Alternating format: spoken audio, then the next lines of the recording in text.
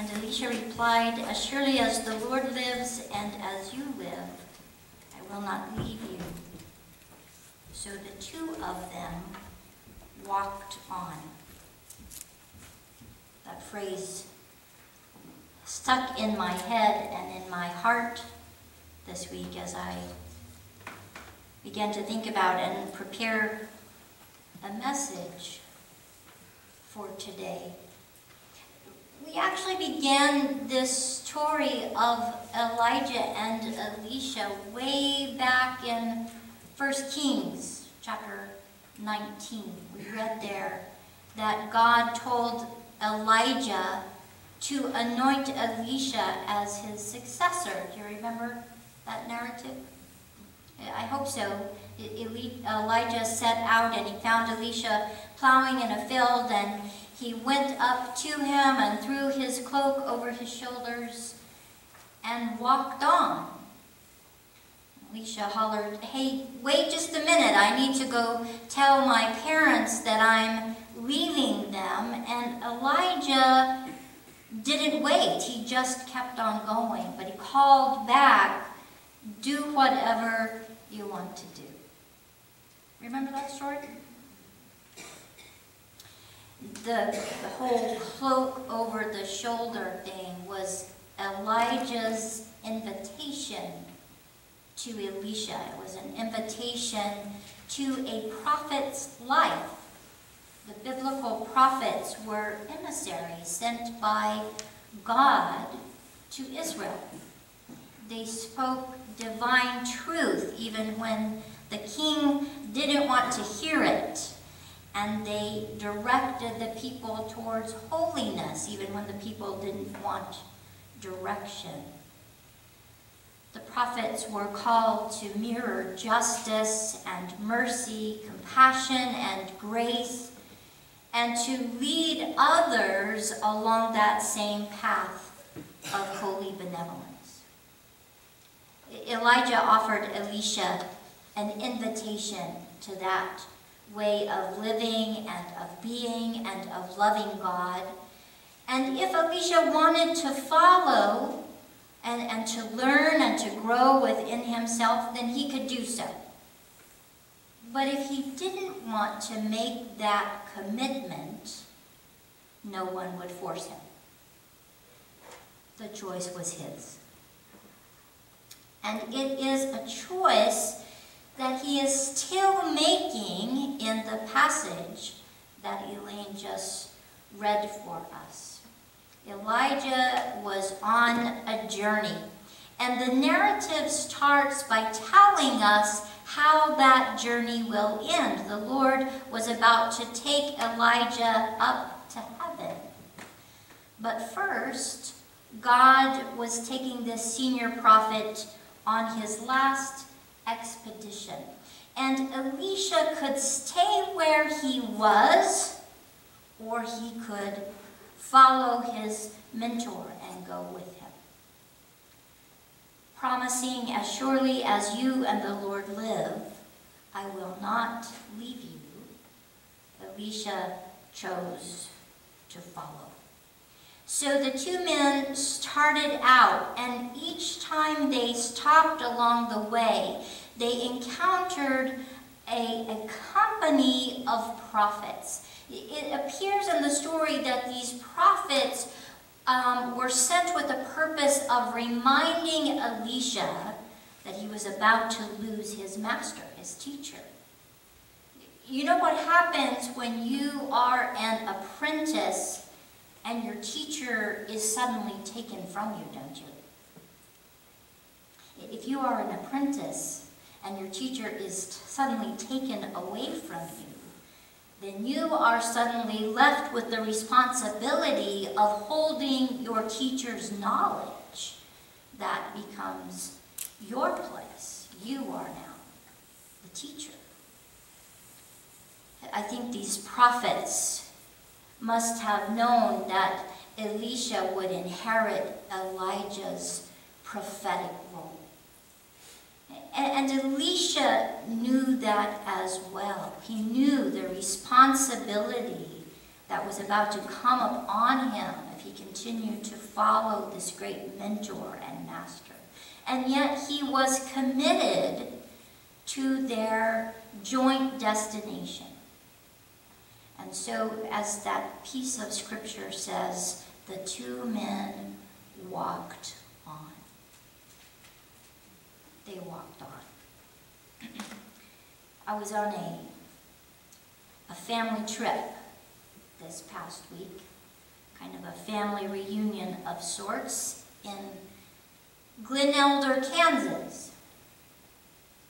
I don't know how many of you have been to Glen Elder, Kansas before, but take it from me, it is a very long way away from here.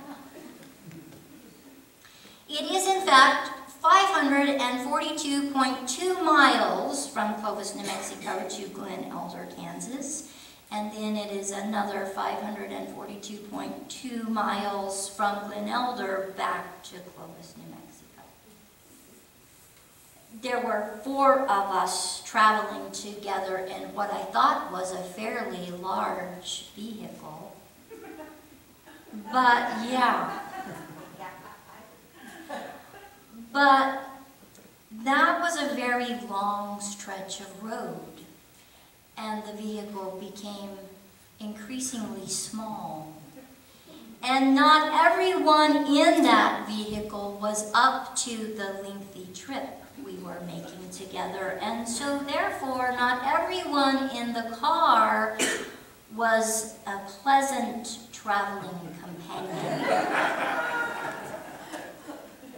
What's wrong with you, Amy? Yeah, you know, I've taken trips with my little children before. It was nothing compared to being in the car with 4 grown women. There was a fair amount of tension, let's just say that. There was a fair amount of tension for the whole 1,084.4 miles of our trip together.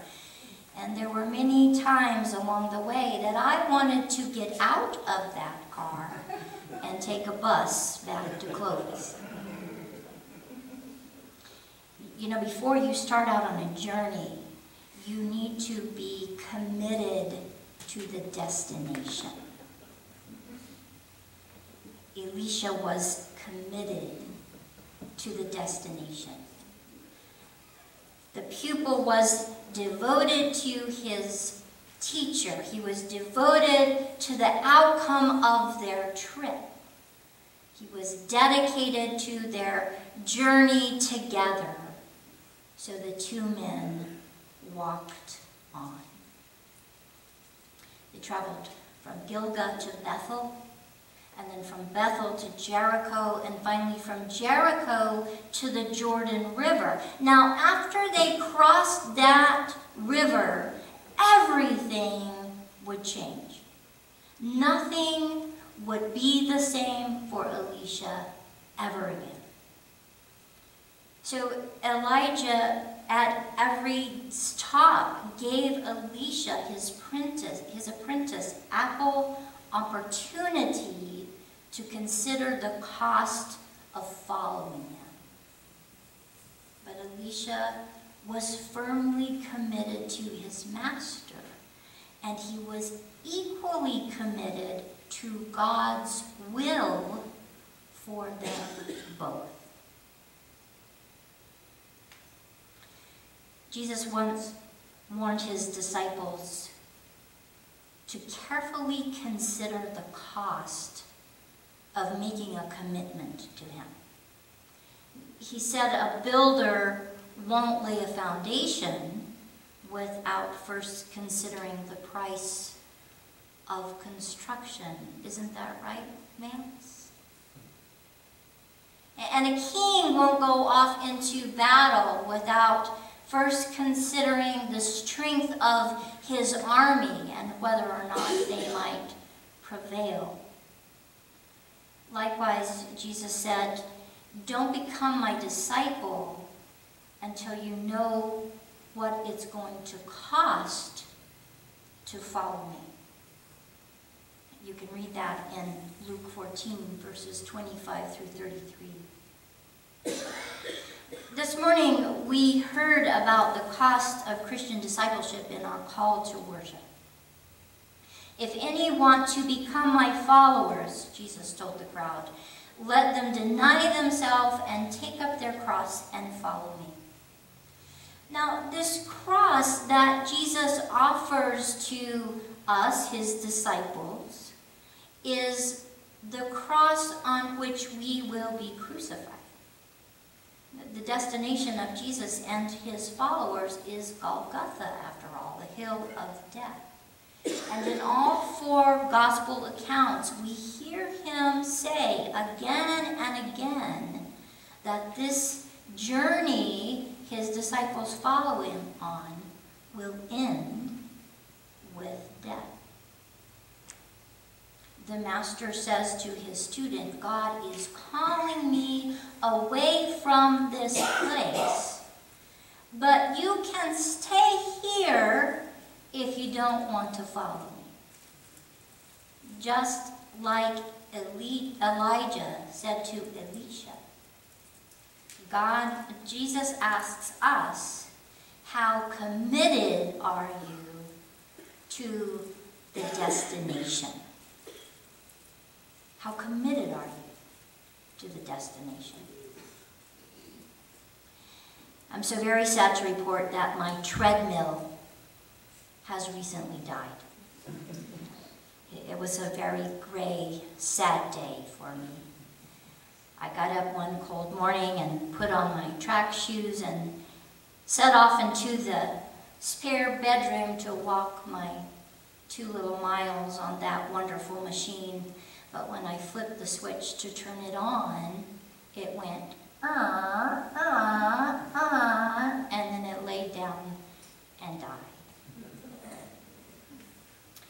So now I am faced with the hard, cold reality that if I'm going to walk this winter, I'm going to have to brave the great outdoors. And if that is the case, I may not walk this winter for a number of reasons, all of which begin and end with the fact that my body hates the cold.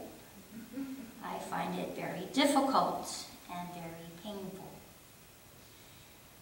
On the other hand, my body really needs the benefit of walking. I'll have to decide then how important that benefit is to me. How committed am I to my own good health?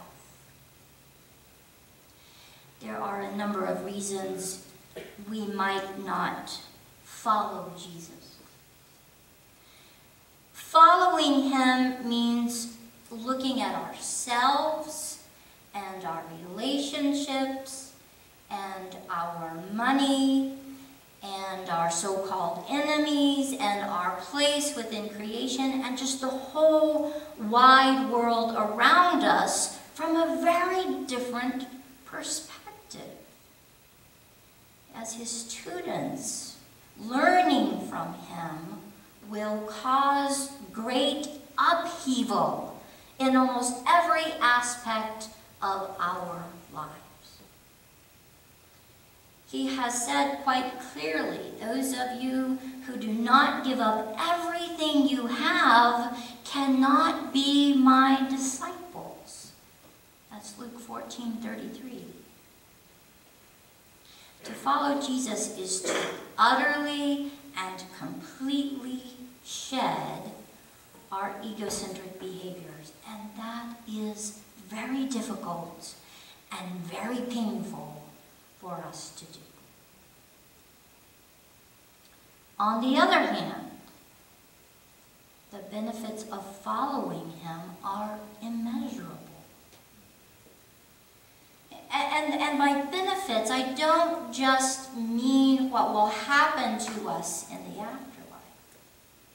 I'm also talking about the benefit that is our death and the transformation that we undergo as disciples of Christ. have to decide then how important those benefits are to us. Do we want His image in us to take over every aspect of our life? Do we ache for rebirth more than we desire the comfort of remaining unchanged? Before we commit to the journey, we must first commit to the destination. If we travel with Jesus, everything will change. Nothing about us can remain the same or be the same ever again. So the teacher gives his apprentice ample opportunity to consider what it's going to cost to follow him. Jesus wants to be sure that we can firmly commit to God's will for him and for us.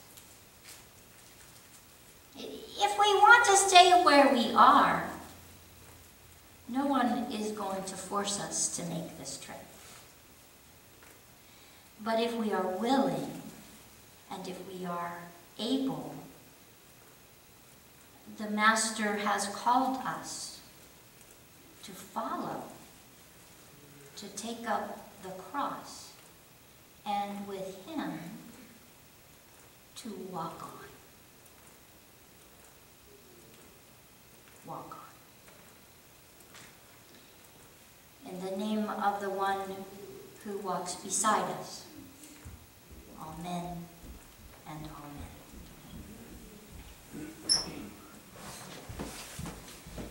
Will you stand with me now, and in response to the word, let us say together the Apostles' Creed, number 8.